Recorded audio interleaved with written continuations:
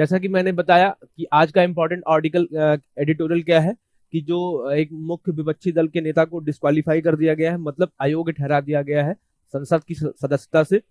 तो उसी के ऊपर एक आर्टिकल है, इंपॉर्टेंट आर्टिकल है ये। इसके ऊपर क्वेश्चन बनता ही रहता है, मतलब प्रीलिम्स में कई बार क्वेश्चन आ चुके हैं इसके ऊपर, ठीक है, मेंस में भी क्वेश्चन आ चुके हैं, तो इसीलिए इंपॉर्टेंट हो जाता है। इसमें एक दो चीजें हैं समझना, वो बहुत जरूरी है, जैसे कि संविधान में क्या प्रावधान किए गए अयोग्यता ठहराने के लिए, ठीक है। आरपीआई एक्ट यानी कि जन प्रतिनिधित्व कानून अधिनियम क्या होता है, ठीक है, उसके अंदर क्या ठहराया गया, और डिफेमेशन यानी कि मानहानि, उसके अंदर किस तरीके से ठहराया जा सकता है आयोग। उसके बाद एक इंपॉर्टेंट केस है लिली थॉमस केस, आप लोगों ने न्यूज में बहुत 2-3 दिन में सुना होगा, Lily Thomas case versus union of India 2013। तो उसके बारे में आज हम लोग चर्चा करेंगे क्या है वो, ठीक है। और और क्या नाम और क्या नाम उस पे चर्चा करेंगे हम लोग। प्रीलिम्स का क्वेश्चन देखेंगे, फिर मेंस का क्वेश्चन देखेंगे, ठीक है। जिनका पॉलिटिकल साइंस ऑप्शनल है उनके लिए ये तो इंपॉर्टेंट हो जाता है, ठीक है। जिनका पॉलिटिकल साइंस ऑप्शनल है उनके लिए तो इंपॉर्टेंट हो ही जाता है। चलिए स्टार्ट करते हैं फिर आप क्लास को, ठीक है। तो सबसे पहले हम लोग पढ़ते हैं इसमें कि क्वालिफिकेशन यानी कि कैसे कैसे योग्य पैसे बनते हैं किसी सांसद, अगर किसी को सांसदी का चुनाव लड़ना है, सांसद बनना हो या फिर विधायक बनना हो, तो उसके लिए सबसे पहले देखते हैं कि क्या क्या योग्यता का पैमाना है। उसके बाद देखेंगे कि अयोग्यता कैसे ठहरा सकते हैं, ठीक है। सबसे पहले देख लेते हैं योग्यता यानी कि क्वालिफिकेशन, ठीक है। योग्यता कैसे ठहराते हैं यानी कि क्वालिफिकेशन।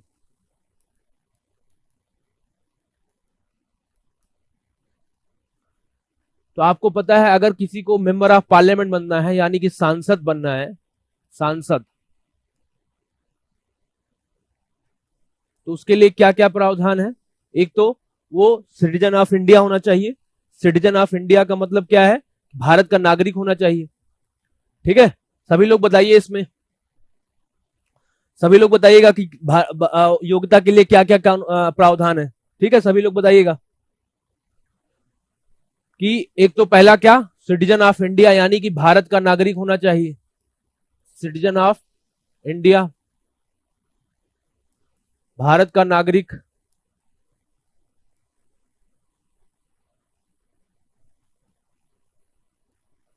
ठीक है। दूसरा, उसकी जो एज होती है वो कितनी होती है, 25 ईयर्स। 25 ईयर्स किसके लिए, ये लोकसभा के लिए, ठीक। और राज्यसभा के लिए कितनी होती है, राज्यसभा के लिए, राज्यसभा के लिए कितनी होती है, सभी लोग बताइए एक बार। किसी को राज्यसभा में अगर सांसद बनना है तो उसके लिए क्या प्रावधान होते हैं,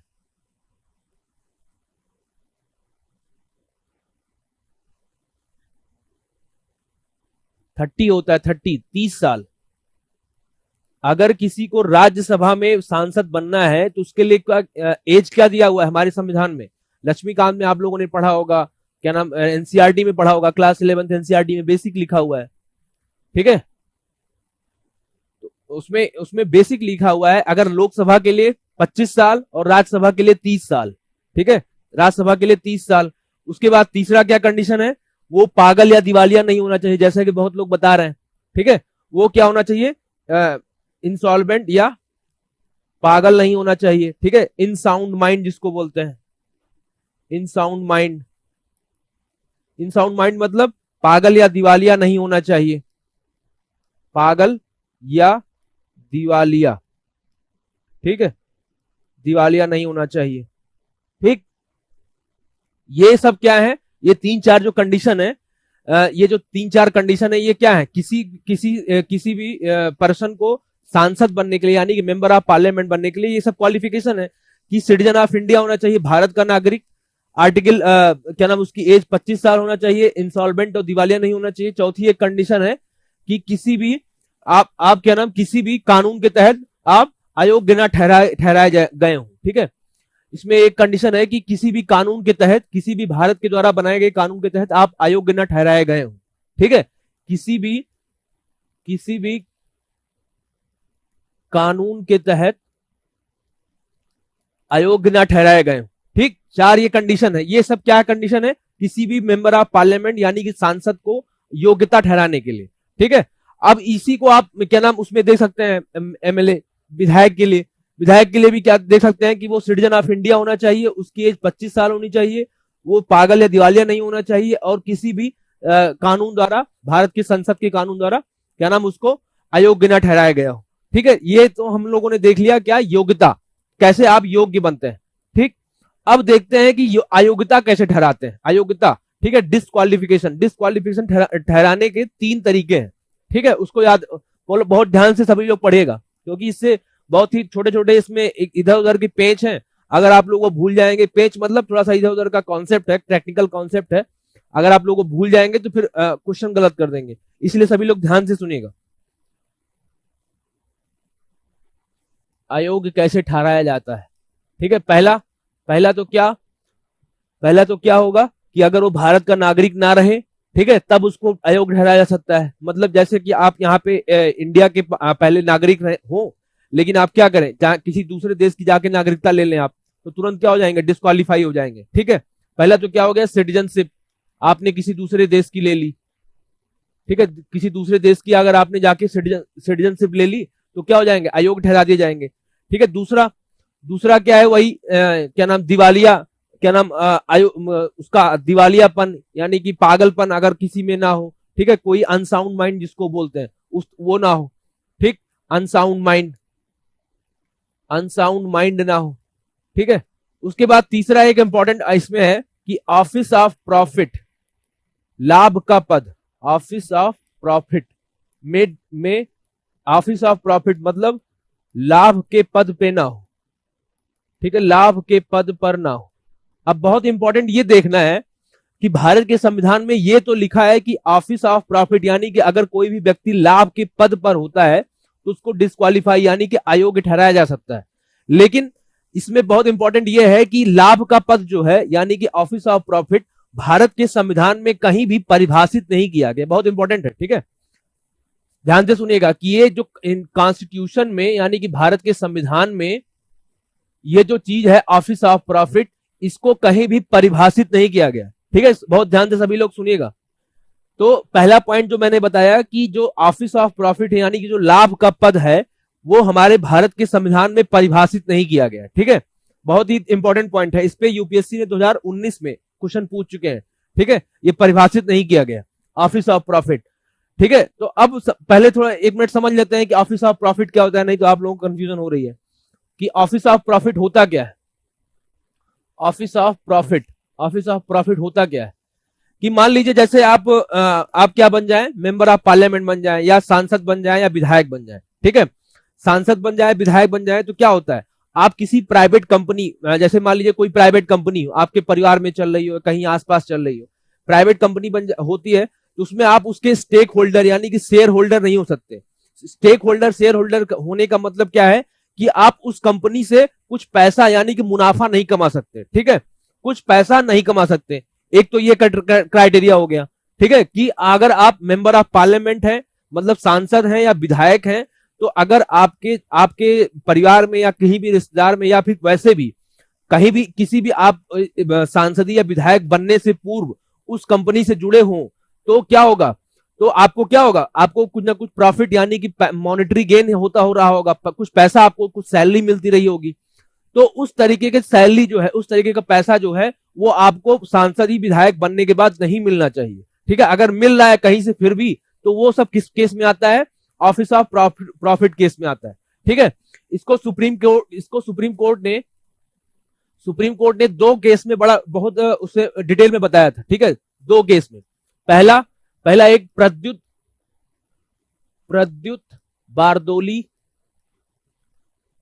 बारदोली केस इसमें इंपॉर्टेंट है।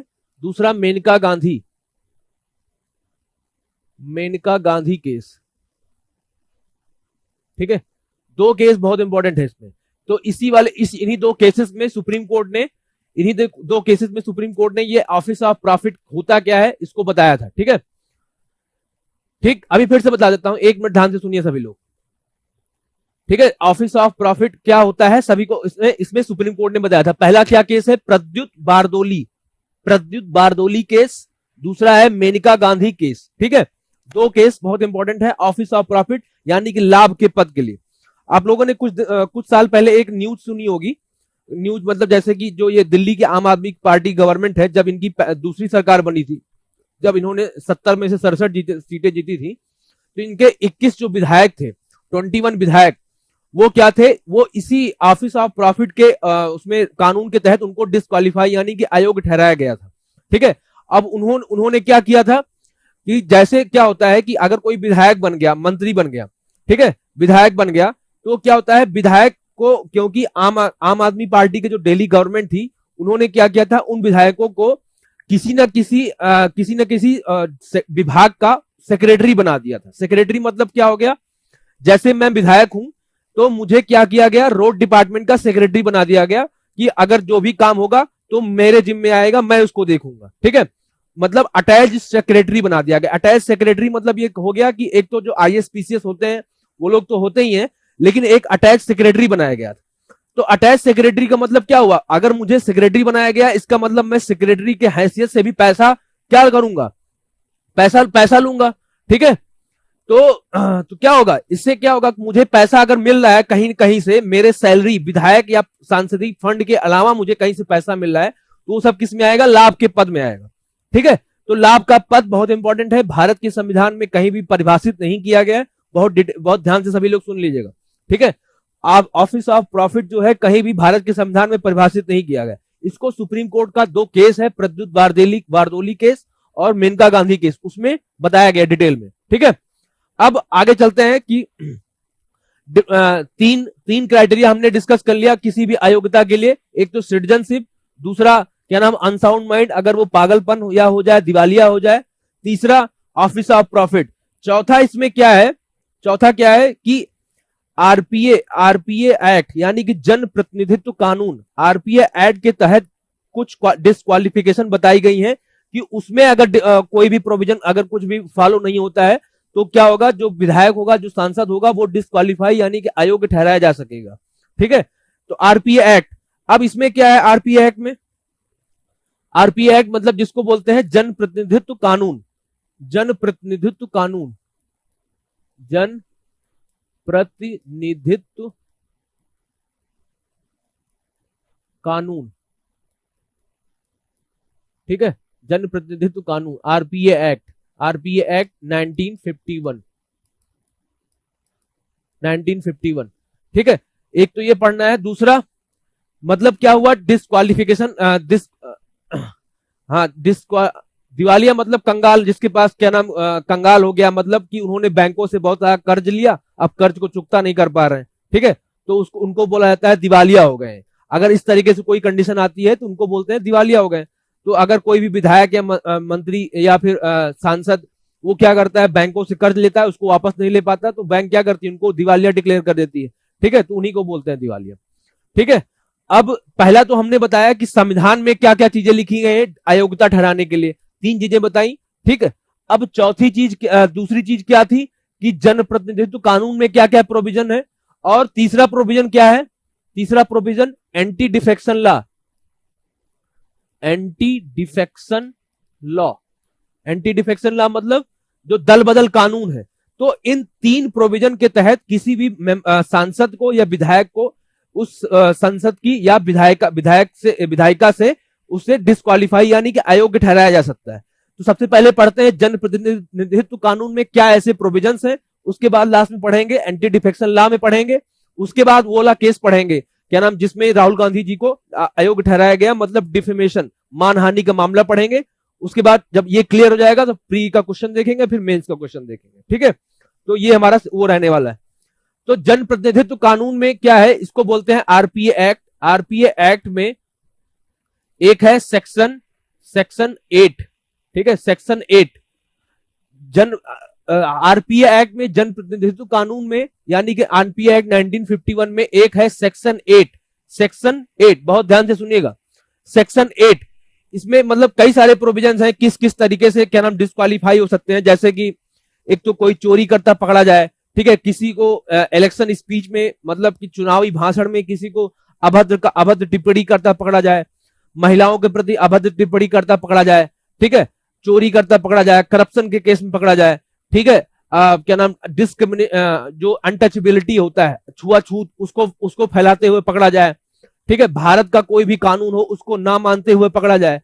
तो ये सब कानून उसमें लिखे हैं। लेकिन सबसे इंपॉर्टेंट प्रोविजन जो इसके लिए पढ़ना है कि सेक्शन 8 ऑफ आरपीआई एक्ट क्या होता है। सेक्शन 8 ऑफ आरपीआई एक्ट ये कहता है, यानी कि जन प्रतिनिधित्व कानून ये कहता है, बहुत ध्यान से सुनिएगा, कि अगर कोई भी लेजिस्लेचर, मतलब कोई भी क्या नाम, विधायक या सांसद को भारत के किसी कानून के तहत 2 साल या 2 साल से अधिक की सजा होती है। ध्यान से सुनिएगा, फिर से बता दे रहा हूं, को जो जन प्रतिनिधित्व कानून है उसके तहत एक सेक्शन 8 है, सेक्शन 8 उसमें यह कहा गया है कि अगर भारत का कोई भी प्रतिनिधित्व है, सांसद या विधायक है, उसको भारत के किसी कानून के तहत 2 साल या 2 साल से अधिक की सजा होती है, 2 साल या 2 साल से अधिक की सजा होती है, तो वो पर्सन क्या होगा, वो व्यक्ति तुरंत ही अपनी सांसदी या विधायकी से उसको अयोग्य ठहराया जा सकता है। ठीक है, उसको अयोग्य ठहराया जा सकता है। ठीक है, 2 ईयर आर मोर। ठीक है, 2 साल या 2 साल से ज्यादा, ठीक है, 2 साल या 2 साल से ज्यादा किसी को अयोग्य ठहराया जाएगा।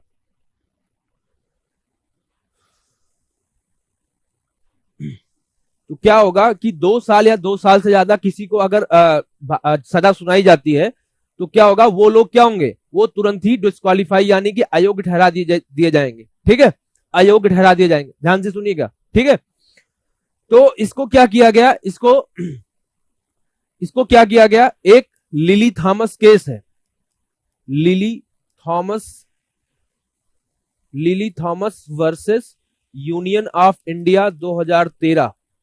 ठीक है, बहुत ध्यान से सुनिएगा, lily Thomas case versus union of India 2013 एक केस है, lily Thomas versus union of India, lily Thomas बनाम भारतीय संघ 2013 एक केस हुआ। उसमें ये कहा गया कि उसके खिलाफ सरकार क्या किया गया, सरकार ने चैलेंज कर दिया इसको, तो मतलब 2 साल से अधिक वाले मामले को।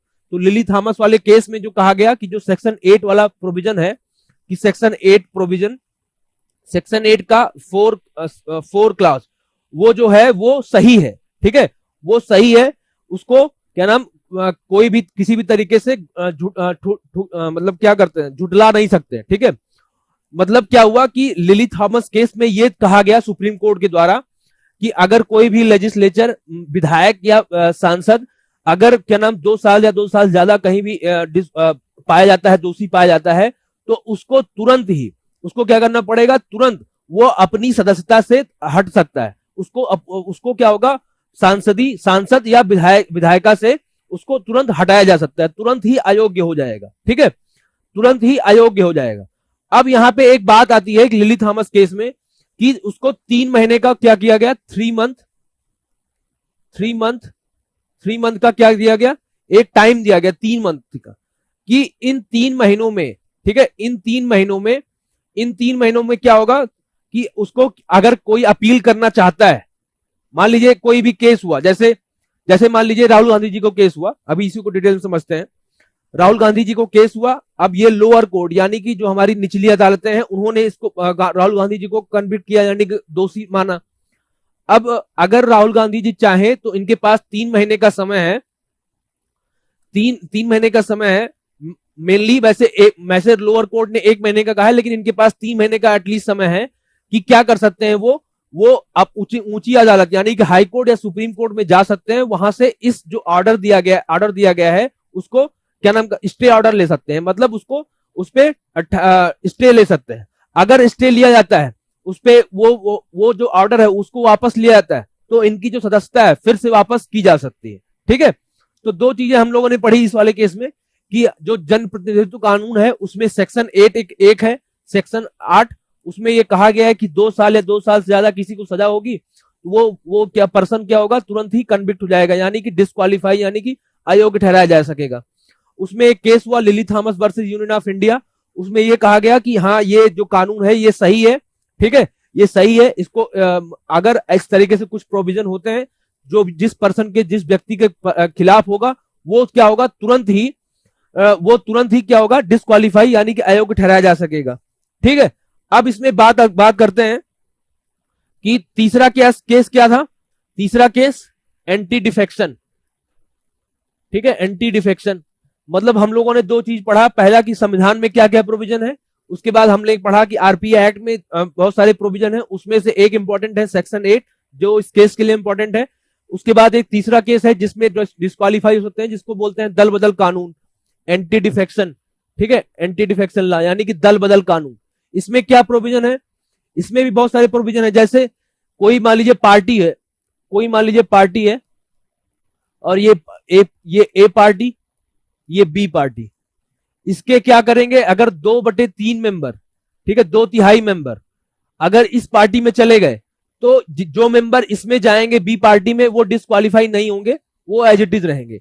लेकिन अगर 2/3 से 2/3 से कम मेंबर इसमें जाते हैं, ठीक है, तो क्या हो जाएंगे, जो मेंबर जा रहे हैं वो अयोग्य ठहरा दिए जाएंगे दल बदल कानून के तहत। फिर से समझते हैं क्या होता है। मान लीजिए ए पार्टी में 9 विधायक थे, ठीक है 9 विधायक, इसका 2/3 कितना हुआ, 6 हुआ। अगर 6 विधायक बी पार्टी में जा रहे हैं एक साथ जा रहे हैं तो वो डिस्क्वालीफाई नहीं होंगे, वो एज इट इज उनकी सदस्यता बरकरार रहेगी।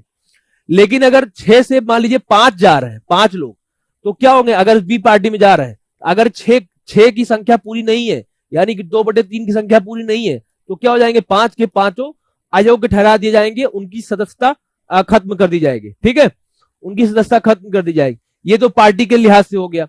लेकिन अगर कोई इंडिविजुअल, मान लीजिए कोई व्यक्ति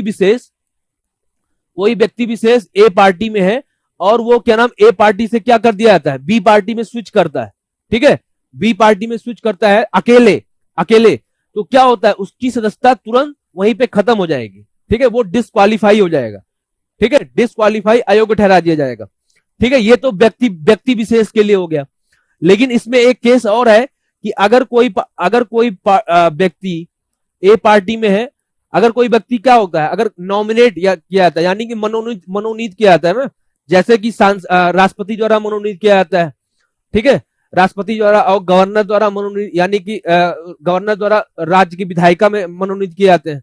अगर कोई मनोनीत सदस्य क्या होते हैं, मनोनीत सदस्य ए से बी पार्टी में जाते हैं, तो अगर 6 महीने के बाद ध्यान से सुनिएगा, 6 महीने के बाद वो कोई पार्टी ज्वाइन करते हैं तो वो क्या हो जाएंगे, डिस्क्वालीफाई यानी कि अयोग्य ठहरा दिए जाएंगे।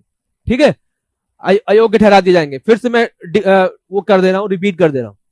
एंटी डिफेक्शन लॉ यानी कि दल बदल कानून दो चीजों के लिए लाया गया था। एक तो जो पार्टी में काफी सारे एक मुश्त में विधायक या सांसद एक दूसरे से ट्रांसफर हो जाते थे, मतलब यहां से वहां चले गए, तो उसके लिए पहला प्रोविजन ये था कि मान लीजिए ए पार्टी और बी पार्टी है, ए पार्टी से 2/3 विधायक क्या नाम बी पार्टी में शिफ्ट हो गए। ठीक है, 2/3। ठीक है, तो वो क्या होंगे, वो डिस्क्वालीफाई यानी कि अयोग्य नहीं ठहराए जाएंगे। लेकिन 2/3 से कम होंगे, वो क्या होंगे, अगर दूसरी पार्टी में शिफ्ट कर रहे हैं तो वो अयोग्य ठहराए जाएंगे। जैसे मैंने एग्जांपल लिया कि ए पार्टी में 9 विधायक हैं, इसका 2/3 कितना हुआ, 6। अगर 6 लोग बी पार्टी में जा रहे हैं, ठीक है एक साथ, तो ये अयोग्य नहीं ठहराए जाएंगे क्योंकि 2/3 का जो पैमाना है कानून में लिखा गया वो पूरा हो रहा है। लेकिन 2/3 से कम यानी कि 6 से कम कितने हो गए, 5 हो गए, 4 हो गए, 3 हो गए। अगर ये लोग जा रहे हैं बी पार्टी में तो क्या होगा, क्योंकि 2/3 का पैमाना नहीं पूरा हो रहा है, इसीलिए क्या हो जाएंगे, ये अयोग्य ठहरा दिए जाएंगे। ठीक है, पहला कंडीशन ये हो गया। दूसरा कंडीशन ये है कि मान लीजिए कोई ए पार्टी में है, ए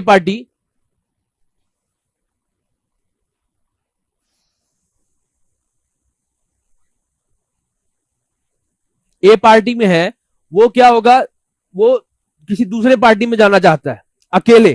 ठीक है, वो सांसद या विधायक कुछ भी है, वो दूसरे पार्टी में जाना चाहता है, तो अगर जाएगा तो अकेले, तो क्या होगी, उसकी सदस्यता वहीं पे खत्म कर दी जाएगी। ठीक है, तीसरा प्रोविजन ये है कि अगर मान लीजिए कोई भी मनोनीत सदस्य है, जैसे राष्ट्रपति क्या होता है, राज्यसभा में 12 लोगों को नॉमिनेट करते हैं, मनोनीत करते हैं। ठीक है, लोकसभा में 1 लोगों को करते हैं, 2 लोगों को। वैसे ही गवर्नर क्या करते हैं, हर राज्य में क्या नाम 2 लोगों को एटलीस्ट 12 लोगों को क्या करते हैं, वो नॉमिनेट करते हैं, मनोनीत करते हैं। तो अगर जो मनोनीत सदस्य होते हैं वो 6 महीने तक क्या कर सकते हैं, 6 महीने तक वो किसी न किसी पार्टी में ज्वाइन कर सकते हैं, लेकिन 6 महीने के बाद ज्वाइन करेंगे तो क्या हो जाएंगे, वो अयोग्य ठहरा दिए जाएंगे। ठीक है, अयोग्य ठहरा दिए जाएंगे। ठीक है, ये बात क्लियर हो गई। अब इसमें देखते हैं कि अब आर्टिकल में क्या लिखा हुआ, क्योंकि हम लोगों ने डिटेल में पढ़ लिया कि क्वालिफिकेशन यानी कि उसके योग्यता के लिए क्या क्या प्रोविजन है, अयोग्यता के लिए क्या क्या प्रोविजन है। अयोग्यता के लिए हमने डिटेल में पढ़ लिया कि भारत के संविधान में क्या क्या लिखा गया है, जन प्रतिनिधित्व कानून यानी कि आरपी एक्ट में क्या क्या लिखा गया है, लिली थॉमस केस क्या है, ठीक है, और एंटी डिफेक्शन, 3 तरीके के जो प्रोविजन है वो हम लोगों ने पढ़ लिया। अब थोड़ा इस केस पे आते हैं, राहुल गांधी जी के केस पे। अब इसमें राहुल गांधी जी के केस में सुनिए क्या हुआ। राहुल गांधी जी के केस इसमें क्या हुआ, क्योंकि इनको मानहानि के मुकदमे के तहत इनको क्या किया गया है, अयोग्य ठहराया गया है। तो सबसे पहले समझते हैं मानहानि क्या होती है। मानहानि, डिफेमेशन क्या होती है, डिफेमेशन यानी कि मानहानि।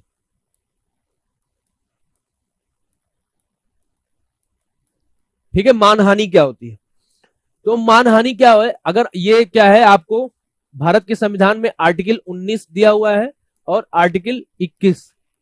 ठीक है, आर्टिकल 19 में क्लॉज 2, इसमें यह कहा गया है, अनुच्छेद 19(2) में यह कहा गया है कि भारत के सभी व्यक्तियों को बोलने की, अपनी अभिव्यक्ति व्यक्त करने की आजादी है। ठीक है, बोलने की आजादी है और अपनी अभिव्यक्ति व्यक्त करने की आजादी है।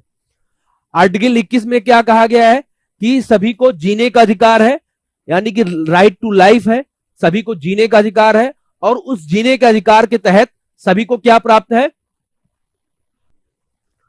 सभी को क्या प्राप्त है, जीने के मैंने कहा कि आर्टिकल 19 में यह कहा गया है कि सभी को बोलने का अधिकार है। ठीक है, राइट टू स्पीच और right to freedom of expression, यानी कि अपनी अभिव्यक्ति व्यक्त करने का आजादी है हमारा।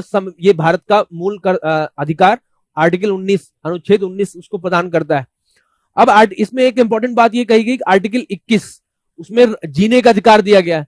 जीने के अधिकार के तहत एक अधिकार यह है कि राइट टू रेपुटेशन, इसको बोलते हैं, यानी कि प्रतिष्ठा का अधिकार, right to reputation. Right to reputation इसका मतलब क्या होता है बताता हूं। राइट टू रेपुटेशन यानी कि प्रतिष्ठा का अधिकार। प्रतिष्ठा का अधिकार मतलब क्या हुआ कि कोई भी मेरी जो बनी बनाई प्रतिष्ठा है उसको कोई भी स्थापित यानी कि ठोकर नहीं पहुंचा सकता, उसको हर्ट नहीं कर सकता।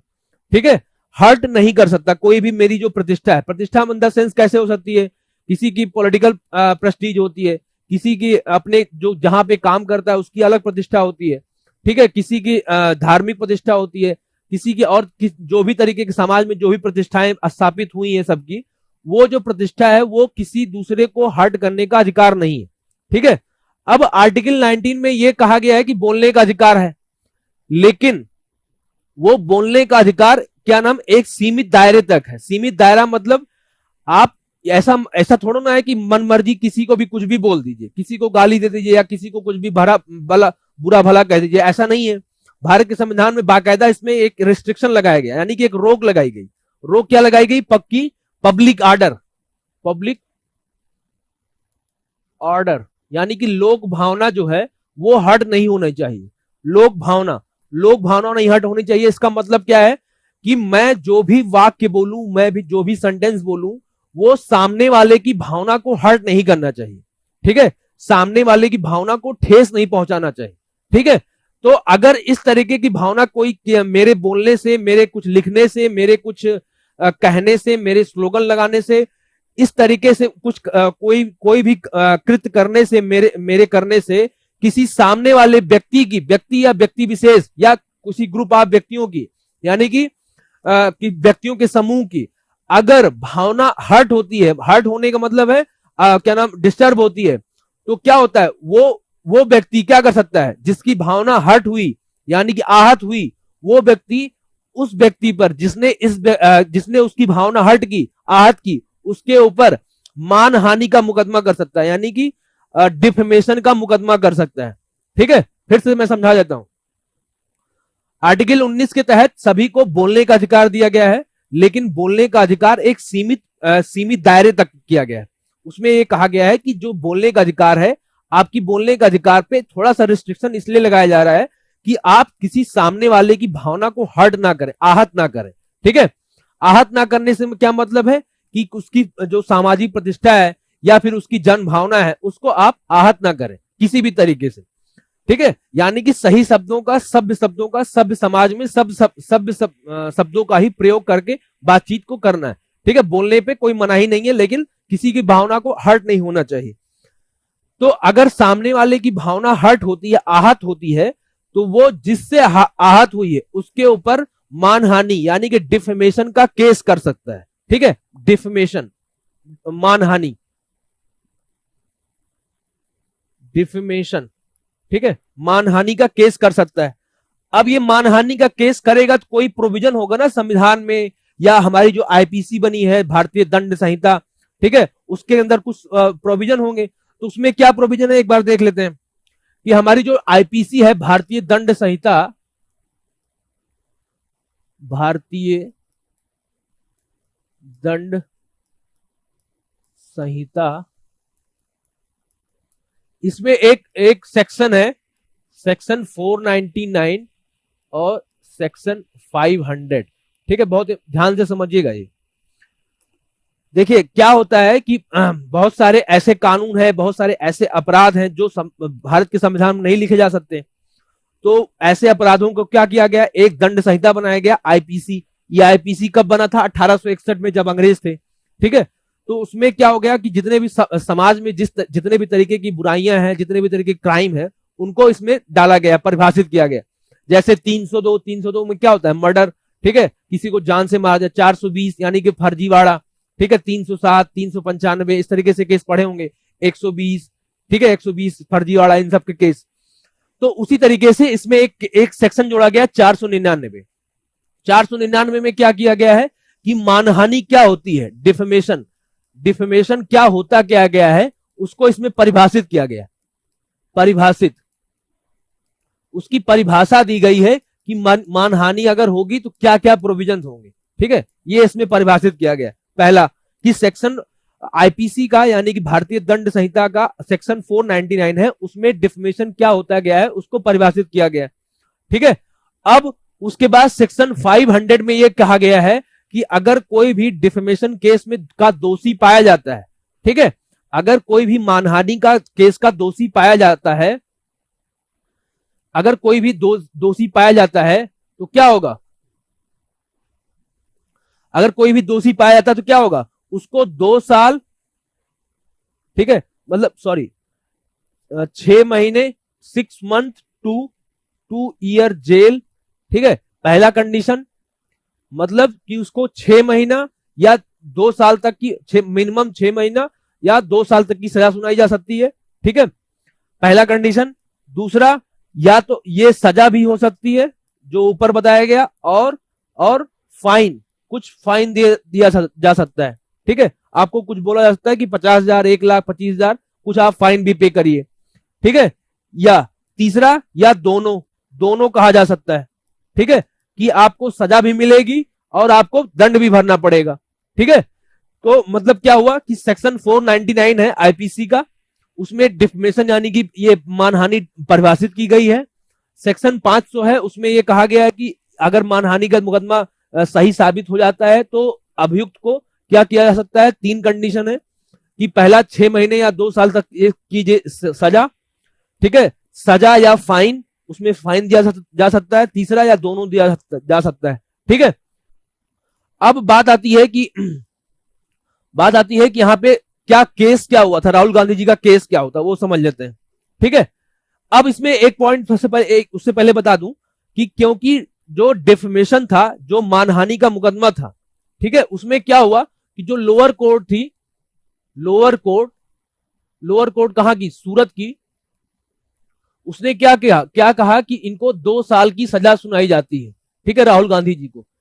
तो जैसा मैंने बताया था पिछले स्लाइड्स में कि भारत के उसमें आरपीए एक्ट में, जनप्रतिनिधित्व कानून में सेक्शन 8 जो है, उसमें यह कहा गया कि भारत के किसी भी कानून के तहत अगर किसी सांसद या विधायक को 2 साल या 2 साल से ज्यादा की सजा सुनाई जाती है तो उसकी जो सदस्यता होगी तुरंत ही अयोग्य ठहरा दिया जाएगा।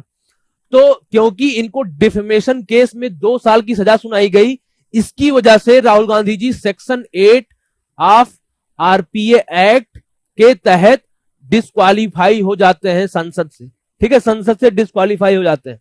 ठीक है, अब इसको करने के लिए लिली थॉमस केस ने यह कहा था, क्या लिली थॉमस केस ने, कि जैसे ही कोई भी अभियुक्त उसको कोर्ट सजा सुनाती है, जिस तारीख से जिस मूवमेंट से सुनाती है, ठीक है, उसी मूवमेंट से वो व्यक्ति, वो सांसद या विधायक उसी मूवमेंट से जिस भी मेंबर का, जिस भी पार्लियामेंट या विधायिका का सदस्य होगा, तब से वो क्या कर दिया जाएगा, उसकी सदस्यता वहीं समाप्त हो जाएगी।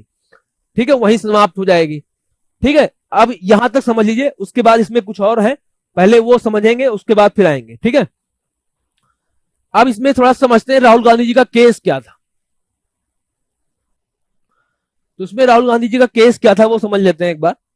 तो इसमें क्या हुआ था कि 2013 में कर्नाटक में एक कोलार करके जगह है, कोलार। ठीक है, 2013 में कोलार करके जगह है, उसमें राहुल गांधी जी ने ऐसे 2013 नहीं 2019 का शायद केस है ना, 2013 नहीं 2019 का शायद केस है ये, 2019 सॉरी 2019 का केस है। हाँ, 2019 का केस है कि कर्नाटका में एक कोलार करके जगह है, वहां पे राहुल गांधी जी ने ये राजनीतिक स्टेटमेंट ये दिया, राजनीतिक स्टेटमेंट ही होता है जो भी चुनावी सभाएं होती हैं, कि क्या कारण है कि जिनका सरनेम मोदी नाम से होता है वो सभी लोग चोर होते हैं। ठीक है, वो सभी लोग क्या होते हैं, चोर। अब इसमें ये एक राजनीतिक स्टेटमेंट था। उन्होंने क्या कहा कि उन्होंने काफी कुछ पहले कहा कि नीरव मोदी, विजय माल्या, मेहुल चौकसी और कौन कौन से मोदी जो थे, सुशील मोदी, पता नहीं कौन कौन से 2-3 मोदी जो थे, जो लोग क्या हो गए थे, देश छोड़ के बाहर भाग गए, जिन्होंने देश का पैसा लिया। उन्होंने ये कहा कि क्या कारण है कि जिनका सरनेम मोदी है वो क्या हो गए, वो सभी चोर साबित हो जाते हैं। ठीक है, तो अब ये जो जितनी बात थी ये तो एक राजनीतिक बात थी, इस राजनीतिक बात को राजनीतिक तरीके से जवाब देना चाहिए था, लेकिन क्योंकि राजनीति में बहुत कुछ क्या नाम इथिक्स होता नहीं है, इथिक्स कुछ कोई भी ऐसी ह्यूमन मूल्य होते नहीं है, इसीलिए क्या हुआ, अब मोदी सरनेम से जितने भी लोग थे वो उनकी क्या हो गई, इस तरीके से भावना हर्ट होने का काम किया ही उन्होंने। ठीक है, अब मोदी सरनेम से क्या हुआ, अगर कोई बिहार में जैसे सुशील मोदी जी हैं, ठीक है, और भी जो पूरे देश में जो मोदी जी जो सरनेम वाले होंगे, तो उनकी भावना कहीं ना कहीं इससे हर्ट तो होती है कि अगर जिसके सरनेम में मोदी यानी कि सभी चोर है, उसको कल आने वाला राह चलते वाला बोलेगा, अरे राहुल गांधी तुमको चोर बोले हैं। ठीक है, तो अगर इस तरीके से वो होगा तो क्या होगा, भावना तो आहत होती है, कोई बात नहीं, दो राय नहीं है, लेकिन इस तरीके के स्टेटमेंट को पॉलिटिकली डील करना चाहिए था, लेकिन कोई बात नहीं, हमारे देश में सब चीज का प्रोविजन है। तो क्या हुआ कि गुजरात के एक मंत्री थे, उन्होंने क्या किया कि उन्होंने एक मोदी नाम से, उनका सरनेम मोदी था, अभी उनका नाम मुझे क्लियर नहीं है, तो उन्होंने क्या किया कि केस फाइल कर दिया, डिफेमेशन का केस सूरत कोर्ट में फाइल किया। अब ध्यान से सुनिए, ये जो केस हुआ था कर्नाटका में, लेकिन जो केस फाइल हुआ वो कहां हुआ, सूरत में केस फाइल हुआ। अब यहां पे एक बात आती है कि कर्नाटका में कोई बात कही गई है, तो अगर सूरत का जो लोअर कोर्ट है यानी कि निचली अदालत है, वहां पे कैसे वो सुनवाई हो सकती है, उसका अधिकार क्षेत्र तो है ही नहीं। ठीक है, उसका अधिकार क्षेत्र है ही नहीं, वहां पे ये सुनवाई हो सके। ठीक है, तो अब इसमें एक कोर्ट के लिए कोर्ट प्रोसीडिंग में एक बात आती है कि कोर्ट जो एक्ट बना हुआ है, कोर्ट एक्ट, उसमें एक सेक्शन है, आर्टिकल है 202। ठीक है, ये हमारे संविधान का आर्टिकल है 202। उसमें एक बात ये कही जाती है कि कोई भी अपराध जो है, ठीक है, वो किस क्या नाम अधिकार क्षेत्र में लाई कर रहा है या नहीं, इसको जांच करने का अधिकार लोअर कोर्ट, हाई कोर्ट और सुप्रीम कोर्ट तीनों को है। ठीक है, मतलब फिर से बताता हूं, ये केस जो हुआ कर्नाटका में बोला गया बात, ठीक है, लेकिन केस कहां हुआ, सूरत में हुआ। अब सूरत की जो लोअर कोर्ट जो है, जो निचली अदालतें हैं, वो केवल सूरत तक ही, यानी कि वहां के अगर मैक्सिमम उसका अधिकार क्षेत्र कहां तक है, पूरे यानी कि गुजरात प्रदेश में है। लेकिन ये हुआ कर्नाटक में, तो कैसे वहां सजा सुना दी गई? उसके तहत क्या है, एक हमारे संविधान में आर्टिकल 202 है, उसमें आर्टिकल 202 संविधान में नहीं है, एक क्या नाम, एक एक्ट बना हुआ है जजेस का, कोर्ट का एक्ट बना हुआ है, उसमें एक आर्टिकल है 202, उसमें यह कहा गया है कि कोई भी अपराध कहां पे, उसका अपराध क्षेत्र क्या है, वो कहां पे है, इसको डिसाइड करने के लिए जो देश की अदालतें हैं वो स्वतंत्र हैं, ठीक है। लेकिन उसको उनको डिसाइड करने के लिए एक कमेटी बनाना पड़ेगा, बाकायदा उसकी जांच होगी, जांच करने के बाद ही वो डिसाइड होगा कि वो केस उनके पास आ रहा है या नहीं आ रहा है, ठीक है। लेकिन क्या हुआ, सुप्रीम कोर्ट में चलता रहा, सूरत में 2021 में क्या हुआ, 2021 में राहुल गांधी जी अपेयर भी हुए सूरत कोर्ट में, उसके बाद कोर्ट को क्या, केस को हाई कोर्ट ट्रांसफर किया गया, हाई कोर्ट में क्या हुआ, केस चला गया गुजरात हाई कोर्ट में, गुजरात हाई कोर्ट में क्या हुआ कि जो जिन्होंने इस केस को किया था उन्होंने 2022 में ही, फरवरी 2022 में क्या किया, उसको आर्डर को क्या कहा कि उसको स्टे आर्डर लगा दिया, मतलब कि ये कोई, अब हम क्या, स्टे आर्डर लगाने का मतलब क्या है, एक तरीके से मुकदमा जो है खारिज हो गया। लेकिन अब यहां पे टाइमलाइन देखिए, टाइमलाइन, अब राहुल गांधी जी का आरोप यह है कि मैंने 7 फरवरी 2023 को पार्लियामेंट में प्रधानमंत्री मोदी और प्रधानमंत्री मोदी और इनके रिश्तों के लिए बहुत खुल के बोला, अडानी जी के रिश्तों के लिए। तो उसके 6 दिन बाद 13 तारीख को, ठीक है, उसके 13 तारीख को, 13 फरवरी 2023 को, ये मेरा नहीं, कांग्रेस पार्टी जो कर रही है वो उनका कहना है कि 7 फरवरी को राहुल गांधी जी ने पार्लियामेंट में बहुत ही प्रभावी भाषण दिया, ऐसा वो लोग कह रहे हैं, जिसमें प्रधानमंत्री मोदी और अडानी के किस्से को उन्होंने एक पिक्चर के फॉर्म में दिखाया। उसके 6 दिन बाद 13 फरवरी को वो जो केस था हाई कोर्ट में, जिसपे स्टे ऑर्डर लग गया था इस वाले केस पे, ठीक है, स्टे ऑर्डर लगा दिया था वहां की जिन्होंने केस किया था उन्होंने, तो उन्होंने 13 फरवरी को हाई कोर्ट में जो केस ऑर्डर लगा था, स्टे ऑर्डर लगा था, उस पे ये कहा कि उसका स्टे ऑर्डर कैंसिल करवा दिया, ठीक है, उसका स्टे ऑर्डर कैंसिल करवा दिया। और स्टे ऑर्डर कैंसिल करवाने के बाद ये कहा कि इस केस की फिर से सुनवाई की जाए, डे टू डे हियरिंग, यानी कि दिन ब दिन हियरिंग की जाए इसकी लोअर कोर्ट में, ठीक है। तो हाई कोर्ट ने उनकी बात मान ली, और क्या हुआ, 27 फरवरी से उस केस की फिर से डे टू डे हियरिंग होने लगी, 27 फरवरी से डे टू डे हियरिंग होने लगी, ठीक है। 27 फरवरी से 17 मार्च तक हियरिंग हुई, ठीक है, हियरिंग हो गई। 27 फरवरी 2023 अभी पिछले महीना, और 17 मार्च 2023 तक हियरिंग हुई। उसके बाद 23 मार्च को क्या हो गया, डिसीजन आ गया। 23 मार्च, ये अभी कुछ दिन पहले, 3-4 दिन पहले 23 मार्च को डिसीजन आ गया कि ये जो राहुल गांधी जी है, ये हमारी मानहानि का, हमारे ऊपर ये इन्होंने हमारी भावनाओं को ठेस पहुंचाया है, इसीलिए इनको 2 साल की सजा सुनाई जाती है, ठीक है। अब लोअर कोर्ट ने ही राहुल गांधी जी को 30 दिन की मोहलत दी है कि 30 दिन के तहत आप क्या कर सकते हैं, इसमें कोर्ट फाइल मतलब इसकी अपील कर सकते हैं।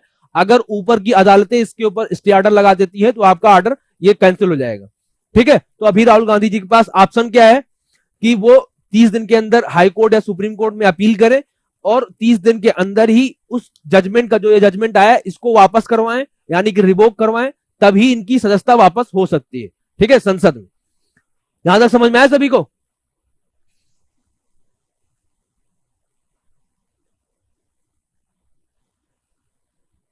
स्टे ऑर्डर मतलब होता है कि, जैसे स्टे ऑर्डर मतलब क्या होता है, स्टे ऑर्डर मतलब होता है कि जैसे मान लीजिए कोई कोर्ट है, कोर्ट आपको कह दे कि आपको इतने साल की सजा सुनाई जाती है, ठीक है, आज से आप पुलिस के कस्टडी में होंगे और आपको जेल में बंद किया जाएगा, 7 साल की सजा सुनाई जाती है। लेकिन स्टे ऑर्डर मतलब क्या हुआ, स्टे मतलब कि उस जो डिसीजन है, वो जो निर्णय है, उस पर रोक लगा दी गई, ठीक है, कुछ टाइम पीरियड तक, कुछ समय काल तक, कुछ समयावधि तक उस पर रोक लगा दी गई, ठीक है, वो होता है स्टे ऑर्डर, ठीक है। तो यहां तक सभी को समझ में आ गया? अब इसमें बात ये आती है, आर्टिकल में ये लिखा गया है, आर्टिकल में जो एडिटोरियल लिखा गया है कि इसमें 2 पेज है, ठीक है, आर्टिकल में 2 पेज। अब थोड़ा सा वो समझ लेते हैं, क्योंकि बैकग्राउंड समझाना बहुत इंपॉर्टेंट था, तो आप लोगों को शायद डिटेल में बैकग्राउंड समझ में आ गया। अब इसमें एडिटोरियल में क्या लिखा गया है 30 दिन बाद, मतलब देखिए लोअर कोर्ट ने राहुल गांधी जी को 30 दिन का मोहलत दिया है।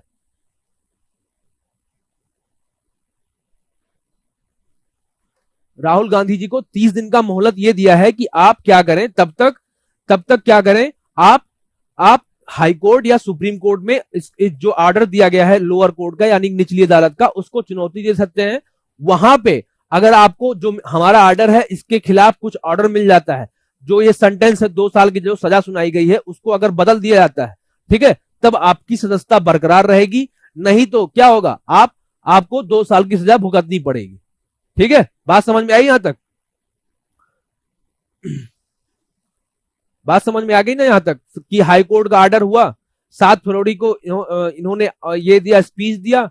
6 दिन बाद 13 फरवरी को क्या कहा गया, जिन्होंने ये मोदी वाला जो केस हुआ था कि जो मानहानि हुआ था, जिन्होंने वो केस किया था सूरत कोर्ट में, उसका जो हाई कोर्ट का जो ऑर्डर था उसको क्या किया, उसका जो स्टे ऑर्डर था उसको कैंसिल करवा दिया। मतलब वहां पे इन्होंने ये अपील की कि जो मेरा केस है इसको फिर से डे टू डे हियरिंग की जाए।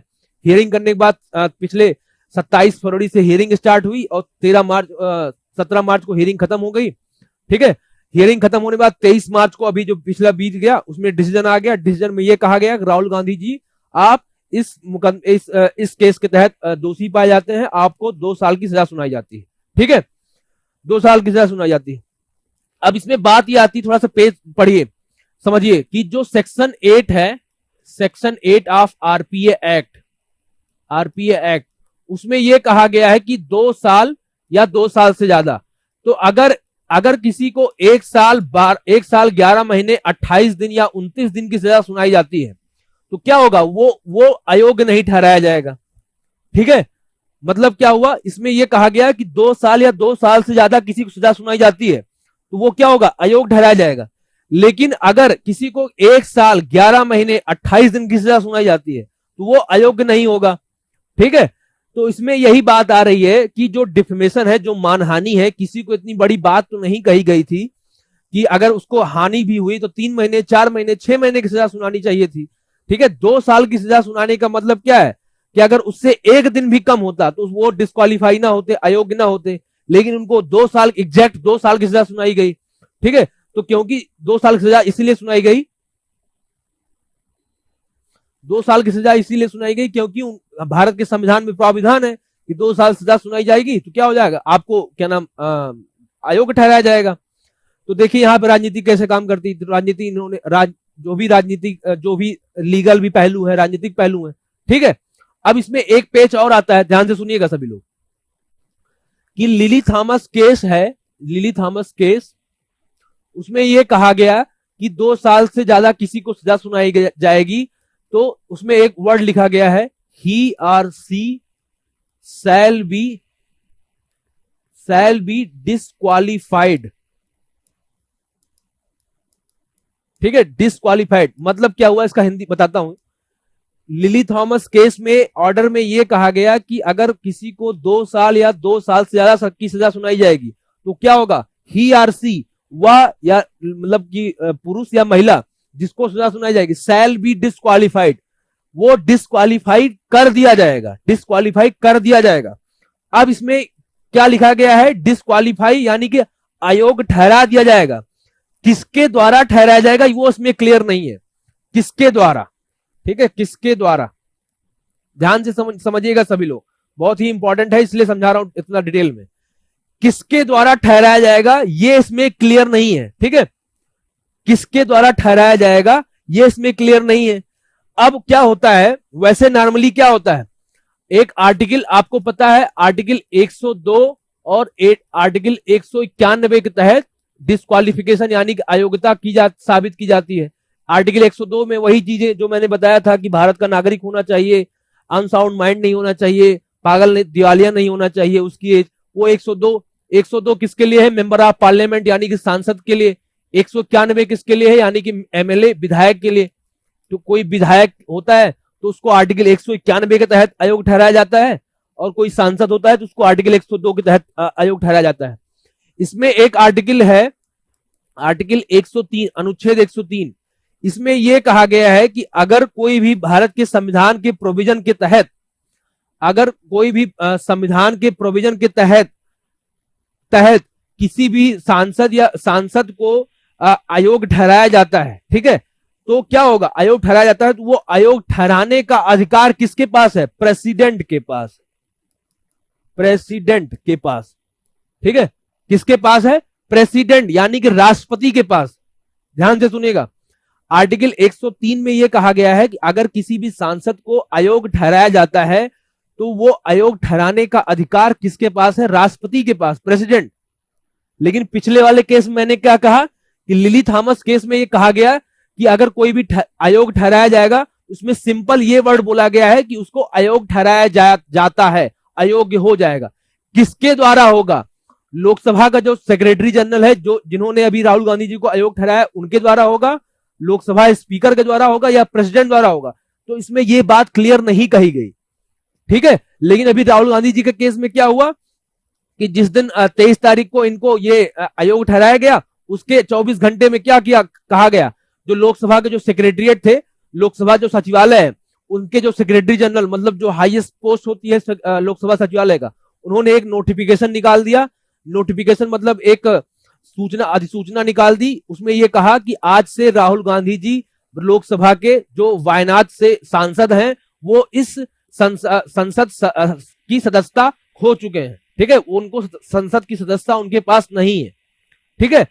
तो यहां पे ये बहुत जो एक्सपर्ट हैं वो ये क्वेश्चन उठा रहे हैं कि जो ये इतनी जल्दी आनंद फानन में ये लोकसभा सेक्रेटरीट ने ये नोटिफिकेशन निकाला, वो कितना सही है, वो कितना जायज है, ठीक है, क्योंकि कहीं भी ये नहीं लिखा है कि लोकसभा सेक्रेटरीट यानी कि लोकसभा सचिवालय उनको आयोग ठहराएगा। केवल ये एक ही प्रोविजन दिया गया है आर्टिकल 103 में कि राष्ट्रपति ही उनको आयोग ठहरा सकता है, ठीक है। एक बात तो ये हो गई, मतलब इन्होंने, बहुत सारे एक्सपर्ट ने ये बात की कि जो लिली थॉमस केस था उसको ठीक से रिव्यू किया जाए और उसमें ये सब प्रोविजन डाले जाए कि कौन किसको आयोग ठहरा जा सकता है, ठीक है, आयोग किसको ठहराया जा सकता है। यहां तक समझ में आया सभी को, क्योंकि पेज था, इतना समझाना जरूरी था, इसीलिए मैं थोड़ा डिटेल में बताया, क्योंकि आपको अगर ये समझ में नहीं आएगा तो समझ नहीं आए। देखिए फिर से मैं समझा देता हूं। लिली थॉमस केस में यह कहा गया था कि जो भी पर्सन 2 साल से ज्यादा सजा पाएगा उसको क्या किया जाएगा, वो तुरंत ही अयोग्य ठहराया जाएगा।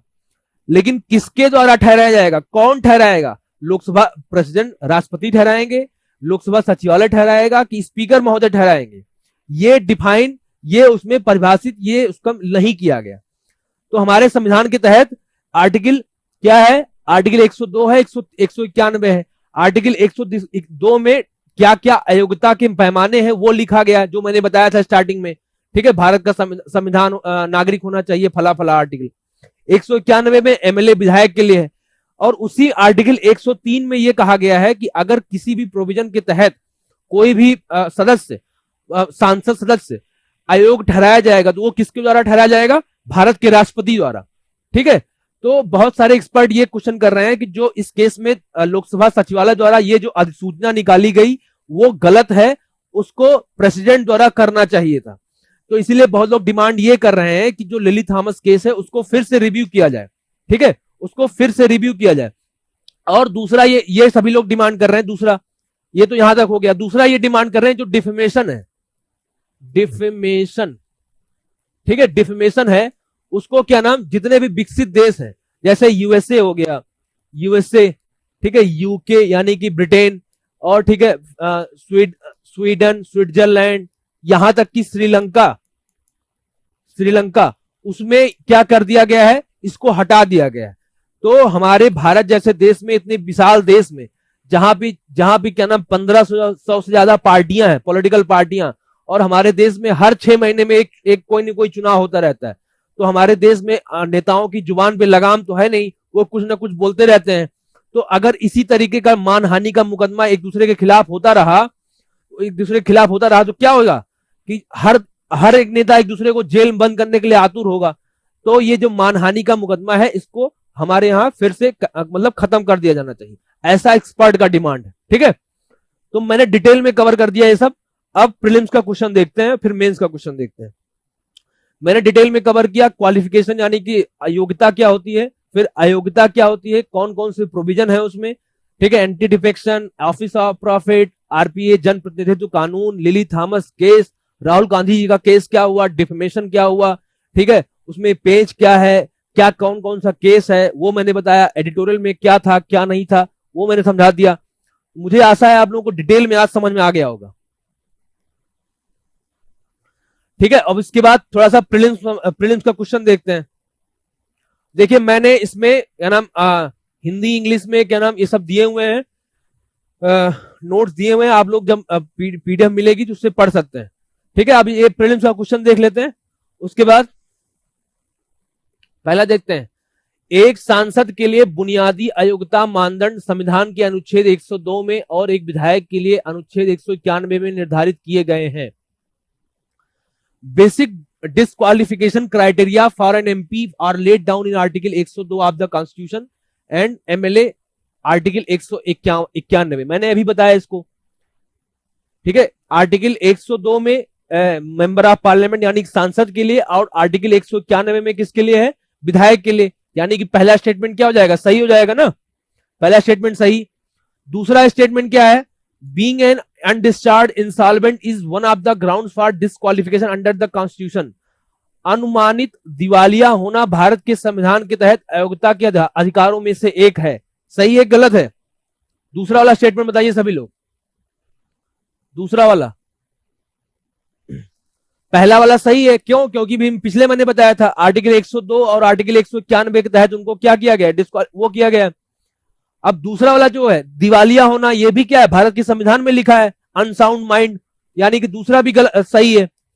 तीसरा क्या है, 10वीं अनुसूची के तहत अयोग्यता का प्रश्न राज्यसभा के मामले में सभापति और लोकसभा के मामले में अध्यक्ष द्वारा तय किया जाता है। 10वीं अनुसूची क्या है, एंटी डिफेक्शन लॉ यानी कि दल बदल कानून। तो दल बदल कानून में अगर कोई भी लोकसभा का कोई मेंबर होगा तो उसको कौन डिसाइड करेगा, उसका जो अध्यक्ष होगा, लोकसभा का अध्यक्च यानी कि स्पीकर होता है, और राज्यसभा का कौन होता है, सभापति यानी कि वाइस प्रेसिडेंट उसको होते हैं। ठीक है, चेयरमैन जो होते हैं, ठीक है, राज्यसभा का चेयरमैन जिसको बोलते हैं, उपराष्ट्रपति। तो वही चीज इसमें भी लिखा गया। ठीक है, कि जो तीसरा स्टेटमेंट है 10वीं अनुसूची, 10वीं अनुसूची मतलब दल बदल कानून। ठीक है, यानी कि तीसरा स्टेटमेंट भी सही है। इसमें यही कहा गया ना कि 10वीं अनुसूची के तहत क्या होगा, दल बदल कानून होता है। तो अगर लोकसभा का कोई सदस्य है तो उसको कौन डिसाइड करेगा, वहां का जो स्पीकर होगा, वहां का जो अध्यक्ष होगा। ठीक है, इसलिए, और राज्यसभा का वो होगा। ठीक है, चौथा स्टेटमेंट देखते हैं, लिली थॉमस बनाम भारत संघ में सुप्रीम कोर्ट ने माना कि जन प्रतिनिधित्व कानून 1951 की धारा 8(4) असंवैधानिक है। एक इसमें मैंने ये बताया नहीं, 8(4) का मतलब ये जोड़ा गया था, 8(4) ये जोड़ा गया था कि कोई भी जो पर्सन है वो क्या होगा कि 2 साल या 2 साल की सजा उसको क्या कर दी जाएगी, अगर सुनाई जाएगी तो वो अयोग्य ठहराया जाएगा। उसमें बाद में क्या प्रोविजन एक जोड़ा गया था कि ये जो इस तरीके जो केस हैं वो पॉलिटिकल लोगों पे क्या नाम इस तरीके से लागू नहीं होते हैं। तो उसी को लिली थॉमस केस में, मतलब करप्शन के केस में ये कहा गया था, करप्शन के केस में लागू नहीं होते हैं नेताओं पे। तो उसी को लिली थॉमस केस में चैलेंज किया गया था। तो लिली थॉमस ने जो सेक्शन 4 था उसको गलत बोला था, और ये बोला था कि जो 2 साल या 2 साल ज्यादा तक की सजा है वो सही है। लेकिन वो जो प्रोविजन था कि जो करप्शन के केस में जो लोग होते हैं उनको सजा नहीं सुनाई जाएगी, वो चीज गलत था। ठीक है, यानी कि चौथा वाला स्टेटमेंट भी सही है। ठीक है, तो इसमें से पूछा गया कौन सा कथन सत्य है, तो चारों स्टेटमेंट सही है, तो क्या हो जाएगा, ऑप्शन डी। ठीक है, क्या हो जाएगा, ऑप्शन डी। ठीक है, समझ में आ गया सभी को?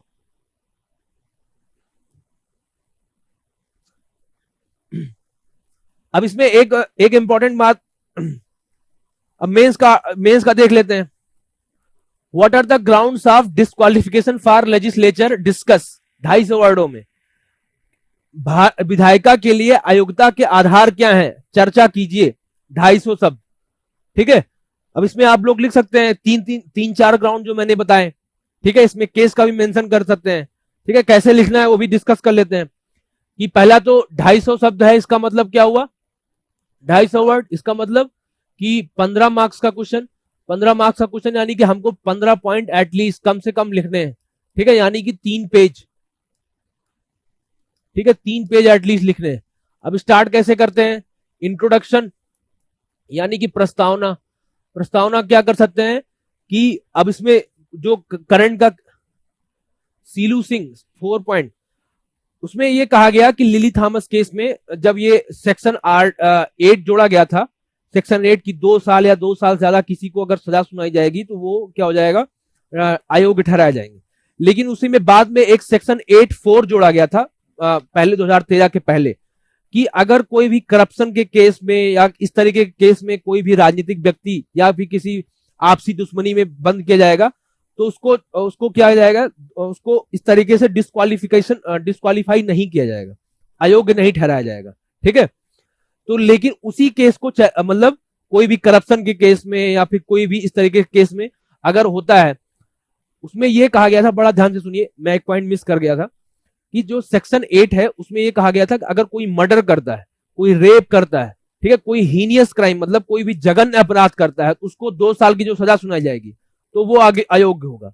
लेकिन बाद में उसमें जोड़ दिया गया था, कोई अगर इसमें सेक्शन 8(4) में कि अगर कोई भी करप्शन करता पाया गया, कोई भी हल्के फुल्के क्राइम में बंद हुआ, तब वो अयोग्य नहीं होगा। तो इसी चीज को चैलेंज किया गया था लिली थॉमस केस में। तो लिली थॉमस केस में ये तो कहा गया कि जो 2 साल की सजा है उसमें अगर किसी को सुनाई जाएगी तो वो अयोग्य होगा। लेकिन जो बाद में प्रोविजन जोड़ा गया था ना कि कोई हल्के फुल्के केस में, करप्शन के केस में होगा तो उसको वो अयोग्य नहीं होगा, उस चीज को संविधान में क्या किया गया, सुप्रीम कोर्ट ने कहा था कि ये गलत है। ठीक है, ये संविधान सम्मत नहीं है, वही चीज में लिखा हुआ था आर्टिकल में। ठीक है, इसीलिए चौथा चीज सही हो जाता है, तो इसीलिए आर्टिकल वो सही हो जाता है। ठीक है, अब इसमें इंट्रोडक्शन में क्या लिख सकते हैं कि आप लोग लिख सकते हैं कि हाल ही में विपक्ष के बड़े नेता को डिफेमेशन यानी कि मानहानि के केस में डिस्क्वालीफाई, अयोग्य ठहराया गया। तब से ये जो क्वेश्चन है अयोग्यता का क्वेश्चन उसमें घेरे में है।